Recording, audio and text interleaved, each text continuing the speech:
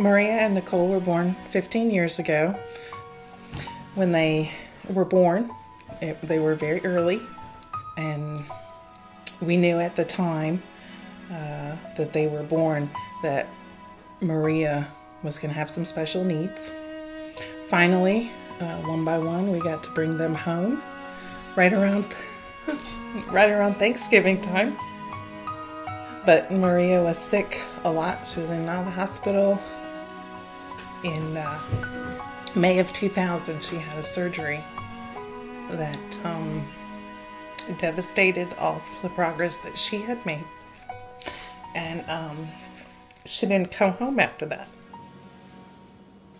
I first met Maria in March of 2002 when she was admitted to Hilltop Home. When Maria first came to Hilltop, she was enrolled in Hilltop's educational program, which is under contract with Wake County Public Schools. I was her special education teacher at the time, so she was in my classroom. She was the star of the classroom. While she was in our school program, she did receive the services, physical therapy services, occupational therapy services. She received speech therapy services. You know, Maria went from 5 years old to the young lady that she is now with Hilltop. And, you know, it had always been a goal of ours to have Maria home. We knew it would take a lot of planning and background work before Maria could go home. She has some fairly significant medical needs. Hilltop was able to research and hooked up the family with RHA Howell and the CAP-C services, and it took off from there. Hilltop Home contacted RHA Howell and asked what programs or options were for children to have supports at home. And so that's how we got involved with the planning process, and Lena Robertson was the case manager who began pulling the resources together. And I have the privilege of working with families that are coming off of our wait list or in facilities coming home, and it's just such a joy to be able to help them realize their dreams, as we did with Maria. We have a large database on our Bridges website that will link families to staffing agencies in the community. In Maria's case, she's being staffed with over 100 hours per week of nursing care. So it was really important that we found a good match, not only for Maria, but for Maria's mom and dad and sister and little brother, who were all in the home. In order to get Maria home, there was some things that we needed to do both to our home and to our vehicle to make it possible for her to be mobile. And really that wasn't going to be possible just with the CAP-C program, because with CAP-C the patient has to be home before any of their funding can start. But that was kind of like a catch-22 because we needed the things in place before Maria could come home.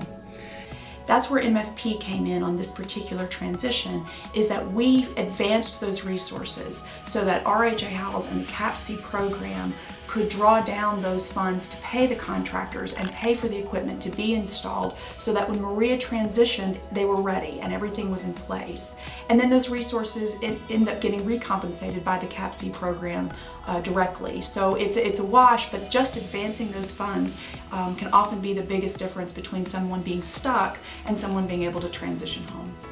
Without Money Follows the Person, it wouldn't have been possible. So I'm just really thankful for those two organizations that they work together to make that happen.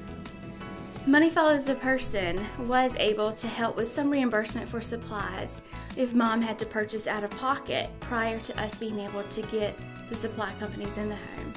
But after much collaboration, we were able to get the supply companies in there, and Mom seems very happy with the supplies that are coming in, and they're meeting Maria's needs. And ultimately, that's the most important thing. And Lena and the CAP-C case management team was a critical link in making all of that come together. And by all accounts, this is, I don't know if the most formal way to say it, but Lena was a rock star. I mean, Lena really made it possible for all those details to come together, and she worked so collaboratively with our MFP staff to make sure that those details came together, and that collaboration really did make it possible for Maria not only to transition home, but to transition home seamlessly, which I think is also a really important piece. The Maria David story is an inspiration to us all, and what a more appropriate day for Maria to move home on Thanksgiving.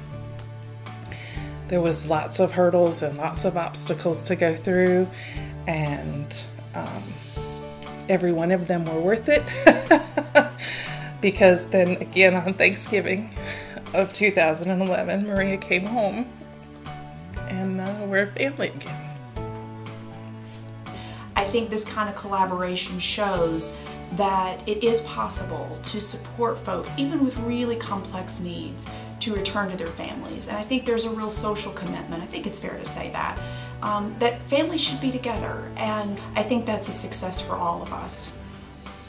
And you know, working together as a team is really what it takes. Not one person can do it alone, and so with everyone's support, Maria has successfully made it home, and we're happy that she's there.